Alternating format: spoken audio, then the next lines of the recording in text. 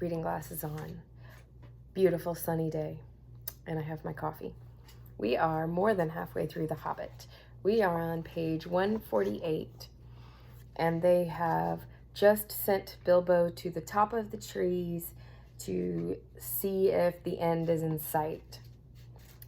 So sometimes when it feels like you're just trudging along day after day, getting nowhere, you really are getting somewhere. If you just keep going. So, actually, so page 148, about the middle. Actually, as I have told you, they were not far off the edge of the forest.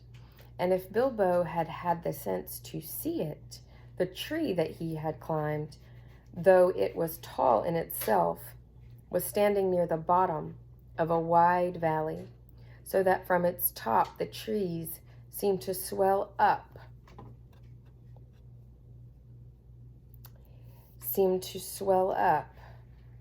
all around like the edges of a great bowl. And he could not expect to see how far the forest lasted. Still, he did not see this, and he climbed down full of despair. So they're in like the middle of this thing. Maybe if they had been closer to the sides, he would have been able to see the edge of the forest. So take your time when you're getting your bearings and you're assessing how far you've come and how far you've go and where you're at. He got to the bottom again at last, scratched, hot, and miserable, and he could not see anything in the gloom below when he got there. His report soon made the others as miserable as he was. The forest goes on forever and ever and ever in all directions. Whatever shall we do? And what is the use of sending a hobbit? They cried, as if it was his fault. They did not care tuppence about the butterflies, and were only made more angry when he told them of the beautiful breeze, which they were too heavy to climb up and feel. That night they ate their very last scraps and crumbs of food, and next morning when they woke, the first thing they noticed was that they were still gnawingly hungry. And the next thing was that it was raining, and that here and there the drip of it was dropping heavily on the forest floor. That only reminded them that they were also parchingly thirsty, without doing anything to relieve them. You cannot quench a terrible thirst by standing under giant oaks and waiting for the chance drip to fall on your tongue. The only scrap of comfort there was came unexpectedly from Bombur. He woke up suddenly and sat up, scratching his head. Remember, he's been sleeping this 5 days, just from falling into the river. He could not make out where he was at all, nor why he felt so hungry, for he had forgotten everything. Oh my goodness. For he had forgotten everything that had happened since they started their journey that May morning long ago. The last thing he remembered was the party at the Hobbit's house, and they all had great difficulty in making him believe their tale of all the many adventures they had had since. When he heard that there was nothing to eat, he sat down and wept, for he felt very weak and wobbly in the legs. "Why did I ever wake up?" he cried. "I was having such beautiful dreams. I dreamed I was walking in a forest rather like this one, only lit with torches on the trees and lamps swinging from the branches and fires burning on the ground, and that there was a great feast going on forever. A woodland king was there with a crown of leaves, and there was merry singing, and I could not count or describe the things there were to eat and drink." "You need not try," said Thorin. "In fact, if you can't talk about something else, you had better be silent. We are quite annoyed enough with you as it is. If you hadn't waked up, we should have left you to your idiotic dreams in the forest. You are no joke to carry, even after weeks of short commons." There was nothing now to be done but to tighten the belts around their empty stomachs, and hoist their empty sacks and packs, and trudge along the track without any great hope of ever getting to the end before they lay down and died of starvation. This they did all that day, going very slowly and wearily, while Bombor kept on wailing that his legs would not carry him and that he wanted to lie down and sleep. "No, you don't," they said. "Let your legs take their share. We have carried you far enough." All the same, he suddenly refused to go a step further and flung himself on the ground. "Go on, if you must," he said. "I'm just going to lie here and sleep and dream of food. If I can't get it any other way, I hope I never wake up again." At that very moment, Balin, who was a little way ahead, called out, "What was that? I thought I saw a twinkle of light in the forest." At that very moment, Balin, who was a little way ahead, called out, read that again. They all looked, and a longish way off, it seemed, they saw a red twinkle in the dark. Then another and another sprang out beside it. Even Bombor got up, and they hurried along then, not caring if it was trolls or goblins. The light was in front of them and to the left of the path. And when at last they had drawn level with it, it seemed plain that torches and fires were burning under trees, but a good way off their track. "It looks as if my dreams were coming true," gasped Bombor, puffing up behind. He wanted to rush straight off into the woods after the lights, but the others remembered only too well the warnings of the wizard and of Bjorn. "A feast would be no good if we never got back alive from it," said Thorin.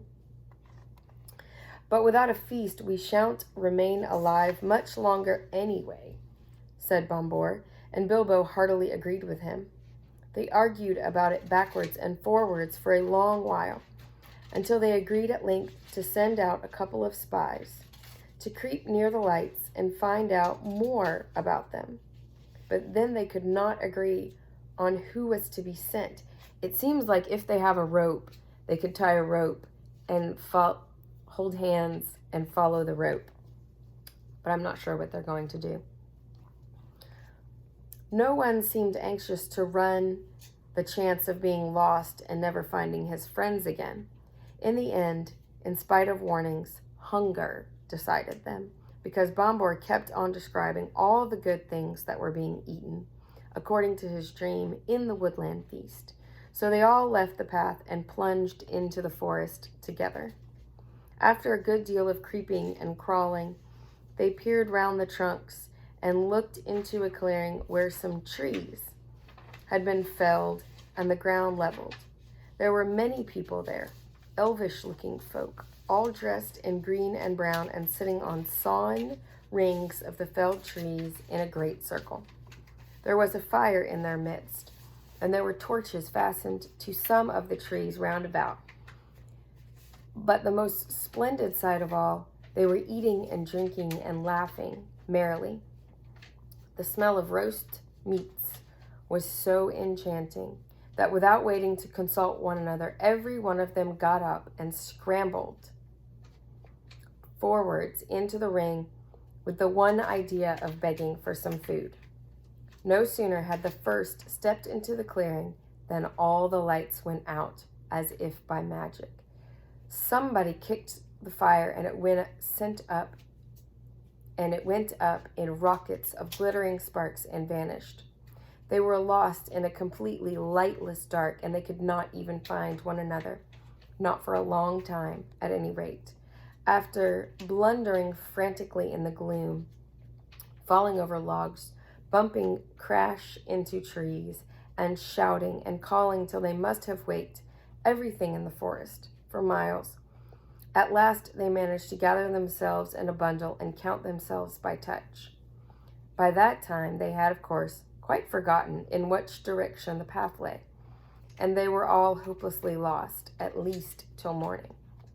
There was nothing for it but to settle down for the night where they were.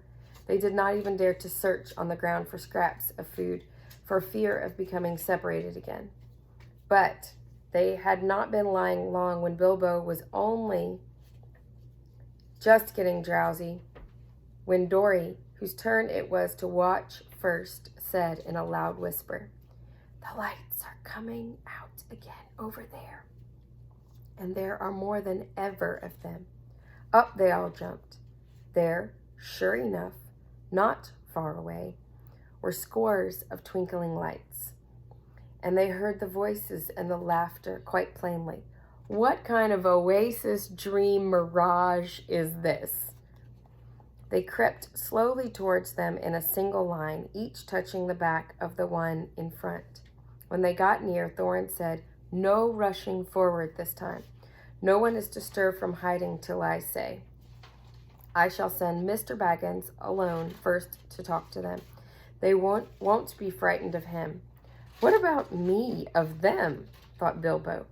"And anyway, I hope they won't do anything nasty to him." When they got to the edge of the circle of lights, they pushed Bilbo suddenly from behind. Before he had time to slip on his ring, he stumbled forward into the full blaze of the fire and torches. It was no good. Out went all the lights again, and complete darkness fell. If it had been difficult collecting themselves before, it was far worse this time, and they simply could not find the Hobbit. Every time they counted themselves, it only made 13, and they shouted and called, "Bilbo Baggins, Hobbit, you dratted Hobbit, hi, Hobbit, confusegate you, where are you?" and other things of that sort, but there was no answer. They were just giving up hope when Dory stumbled across him by sheer luck. In the dark, he fell over what he thought was a log, and he found it was the Hobbit, curled up, fast asleep. It took a great deal of shaking to wake him, and when he awoke, he was not pleased at all. "I was having such a lovely dream," he grumbled, "all about having the most gorgeous dinner." "Good heavens, he has gone like Bombor," they said. "Don't tell us about dreams. Dream dinners aren't any good, and we can't share them."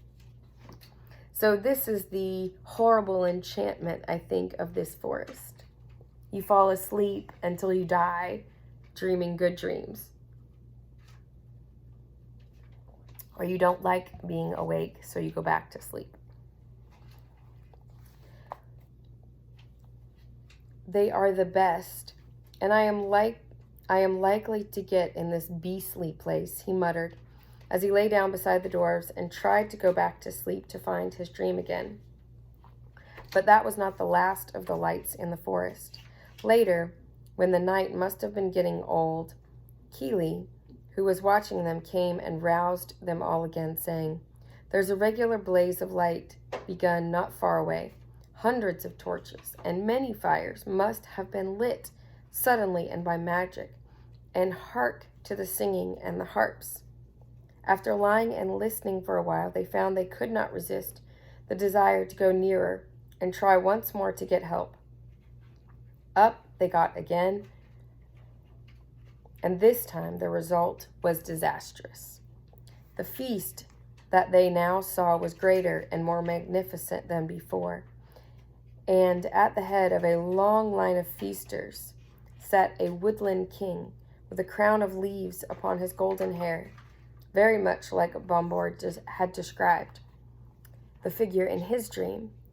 The elvish folk were passing bowls from hand to hand and across the fires, and some were harping and many were singing.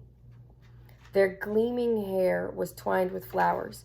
Green and white gems glinted on their collars and their belts, and their faces and their songs were filled with mirth. Loud and clear and fair were those songs, and out stepped Thorin into their midst. Dead silence fell in the middle of a word. Out went all light. The fires leaped up into black smokes.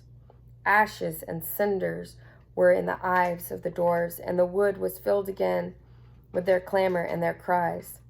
Bilbo found himself running round and round as he thought, and calling, Dory, Nori, Ori, Oin, Gloin, Fili, and Kili, Bombor, Bifor, Bofor, Dwalin, Balin, Thorin, Oakenshield. And while people he could not see or feel were doing the same all around him, with an occasional Bilbo thrown in, but the cries of the others got steadily further and fainter. And though after a while it seemed to him they changed to yells and cries for help in the far distance, all noise at last died right away, and he was left alone in complete silence and darkness. So the title of the chapter is Flies and Spiders. This reminds me of that fish with the light that dangles in front as a decoy and draws in prey. That was one of his most miserable moments. But he soon made up his mind that it was no good trying to do anything till day came with some little light, and quite useless to go blundering about tiring himself out with no hope of any breakfast to revive him. So he sat himself down with his back to a tree, and not for the last time fell to thinking about his far distant hobbit hole with its beautiful pantries. He was deep in thoughts of bacon and eggs and toast and butter when he felt something touch him. Something like a strong, sticky string was against his left hand, and when he tried to move, he found that his legs were already wrapped in the same stuff, so that when he got up, he fell over. Then the great spider, who had been busy tying him up while he dozed, came from behind him and came at him. He could only see the thing's eyes, but he could feel its hairy legs as it struggled to wind its abominable threads round and round him. It was lucky that he had come to his senses in time. Soon he would not have been able to move at all. As it was, he had a desperate fight before he got free. He beat the creature off with his hands. It was trying to poison him to keep him quiet, as small spiders do flies, until he remembered his sword and drew it out. Then the spider jumped back, and he had time to cut his legs loose. After that, it was his turn to attack. The spider evidently was not used to things that carried such stings at their sides, or it would have hurried away quicker. But Bilbo came at it before it could disappear and struck it with his sword right in the eyes.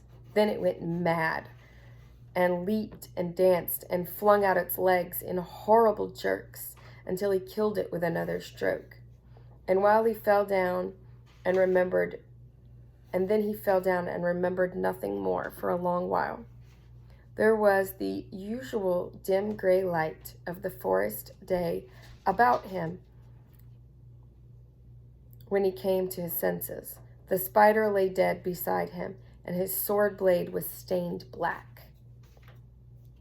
Somehow, the killing of the giant spider all alone by himself in the dark, without the help of the wizard or the dwarves or of anyone else, made a great difference to Mr. Baggins.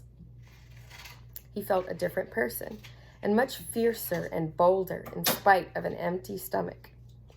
As he wiped his sword on the grass and put it back into its sheath, "I will give you a name," he said to it, "and I shall call you Sting." Whew! He was somehow lulled to sleep by the forest and was about to become this spider's meal, so we can kind of assume what happened to the other dwarves or where they are. After that, he set out to explore. The forest was grim and silent, but obviously he had first of all to look for his friends, who were not likely to be very far off, unless they had been made prisoners by the elves, or worse things. I'm not sure if those are really elves and they're disappearing every single time. Bilbo felt that it was unsafe to shout, and he stood a long while wondering in what direction the path lay, and in what direction he should go first to look for the dwarves. Oh, why did we not remember Bjorn's advice and Gandalf's? He lamented. What a mess we are in now. I only wish it was we. It is horrible being all alone. In the end, he made as good a guess as he could at the direction from which the cries for help had come in the night, and by luck, he was born with a good share of it. He guessed more or less right, as you will see. Having made up his mind, he crept along as cleverly as he could. Hobbits are clever at quietness, especially in woods, as I have already told you. Also, Bilbo had slipped on his ring before he started. That is why the spiders neither saw nor heard him coming. We will pause there.